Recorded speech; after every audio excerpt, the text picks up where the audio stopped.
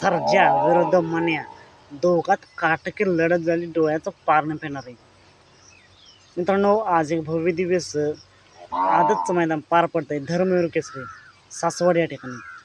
आणि या मैदानात त्यांचा सेमी क्रमांक 2 सुटला. या सेमी 2 मध्ये दोन गाड्यांच्या काटकी लढत झाली.